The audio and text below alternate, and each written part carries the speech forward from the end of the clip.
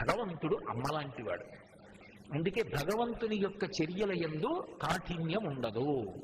అమ్మ అడిగినవన్నీ పెట్టదు. నువ్వుల గుండ చేసింది అనుకోండి, మంచి సువాసన వస్తుంది ఇంట్లో. అమ్మ నువ్వుల గుండ అన్నం తింటా, తిను నీకోసమేగా చేశాను, 2 చెంచాలు వేసి తినమంటుంది. ఇంత నువ్వుల నూనె వేసుకుని కలుపుకొని తింటుంటే అబ్బో చాలా కమ్మగా ఉంది తిన్నాడు. అమ్మ ఇంకొంచెం నువ్వులు గుండయి అంటే, లేదురా అదేటమ్మా శేషాలో ఉంది కదా, మీ చెల్లెల కోసం నాన్నగారి కోసం దాచాను రా, నాన్నగారు వాళ్ళ ఆఫీసులో ఎవరికో పట్టుకెళ్ళి ఇవ్వాలన్నారు, మళ్ళీ అస్తమానం ఎక్కడ చేస్తాను రా, నువ్వు పప్పు అంతా గుంట చేశాను, అప్పటికి నీకు కొద్దిగా వేశానుగా వద్దులేదు. నిజంగా అందుకే అమ్మ దాచింది, అందుకు కాదు. మరి అబద్ధం ఆడి కొడుకు ఎందుకు పెట్టలా? అమ్మకి తెలుసు వాడు ఎక్కువ తింటే వాడికి దగ్గు వస్తుంది, 10 రోజులు తగ్గదు, వేడి చేస్తుంది. అందుకని 2 చెంచాలు వేసి పెట్టింది. పెట్టకపోవడంలో ప్రేమ ఉంది, పెట్టడంలో ప్రేమ ఉంది.